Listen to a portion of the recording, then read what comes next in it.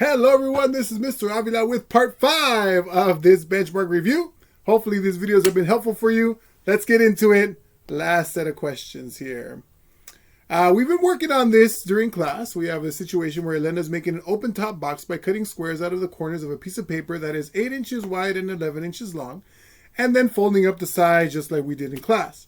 If the size of the lengths are 8 inches and 11 inches, then the function that we can create, which we learned about in class, is x for the height, 8 minus 2x for the width, and 11 minus 2x for the length of the box that we put together. We don't have to dig too much into where that came from. We saw that in class. So we have a function there. And then the question is approximately which value of x will give her a box with the highest volume. Now, if you notice on our graph here, we actually have another graph here. It says here, Elena graphed the function and the function b of x is equal to 50. So we graphed the original function over here, and b of x is equal to 50. For this question, that b of x is equal to 50 is not going to play into account. We just need to worry about the highest volume. Along the x-axis, we have the values of x. That's how much we cut. That's how much we cut. Along the y-axis, we have the values of the volume. That's why the variable here on the left is v for volume. If we want to look at the approximately what value of x is going to give us the highest possible volume, we're going to need to locate a relative maximum. So we're going to notice here I'm increasing, then decreasing, then increasing. Now, if I want to find the x value that gives us the biggest volume, I want to see where do I reach my highest point before I hit back to 0, because once I cross the 0, I can't cut more than 4 inches, because if I cut more than 4 inches on something that's 8 inches wide, then it's gone. I already cut, I can fold it in half, so that's not going to work. 4 is the maximum that I can cut, and 0 inches would be the minimum that I could cut. So we're looking at this area here. We call that the domain from 0 to 4. So where is the highest point? Well, looks like it's right here. What point is that? Well, I'd recommend for you take this function and go ahead and go over to Desmos calculator and put it in there. When you do, you're going to see that it doesn't really fit very well. I want you to click on this little wrench on the top, and I want you to make this number bigger. I want you to make this, we're going to try it. Since that other function was a 50, I'm going to go ahead and try a 50 right here.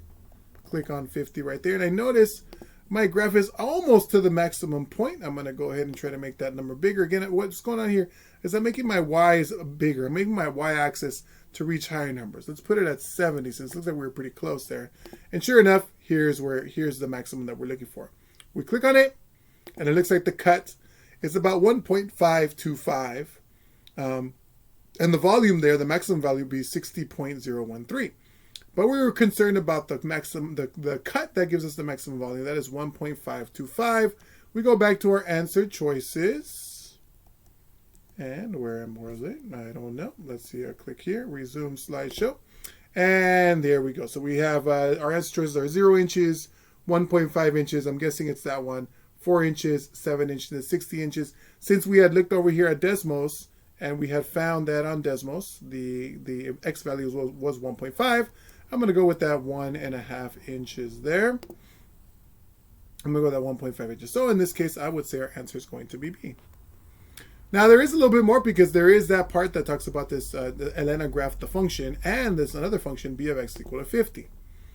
So let's see where that 50 comes into play. Select all the statements that are true about the situation and the graph. The 50 comes into play. The 50 will come into play in this case is these are the values of x, where if I were to cut here and here, the volume of the box would be exactly 50. So let's take a look at those numbers. Here is this point. If I cut 0.85 inches, then the volume of the box will be exactly 50. If I cut 2.302 inches, the volume of the box will be exactly 50 as well. So there's two places where two cuts that I could make that would give me exactly a volume of 50. Now that's not the maximum volume. The maximum volume happens when I cut 1.525. But there's an added part to this problem. Hopefully we could answer as we go back over to what we were working on here. So now let's look at are these statements and decide if they would be true or not.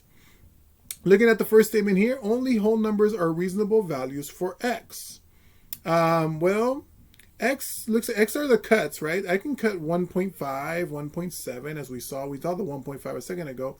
So then we can cut numbers that are not whole numbers, so that would not be true. The point of intersection of the two graphs represent the size of the cuts that will produce a box with volume 60 inches cubed. Although we do reach kind of a maximum point at 60, the line where these two cross is actually at a volume of 50.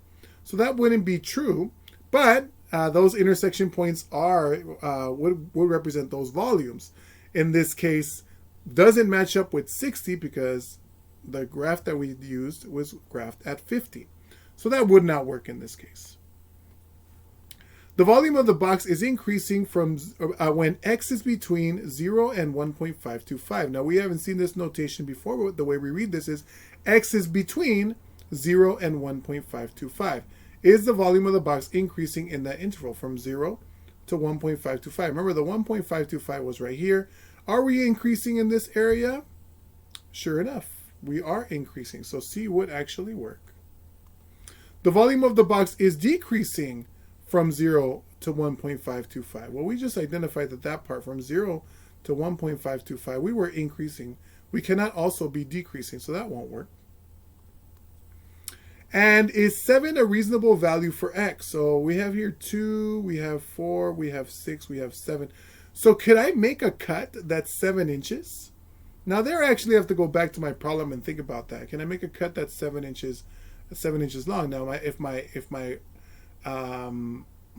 width of my original paper is only 8 inches, the max I can cut is 4. Once I go past 4, I'm going to be here in some negative volume, and I can't cut more than 4 because the width of the paper is 8 inches. If I cut more than 4, then I go past halfway, and then I couldn't make a box out of that. So 7 would not be a reasonable answer for this situation. Okay, so here we picked all the ones that were true. In this case, there was 1, but there's always possibilities that there might be more than one correct answer when you take your benchmark. Thanks for following along, everybody, and that wraps it up. Those are all 5 parts for the review for the benchmark exam. Thank you, everybody, for paying attention. And again, if you have any questions, watch the video again. And then if you still have questions, ask us. Thank you, everybody. Appreciate your paying attention. And we're going to stop the recording. Boom. Bye.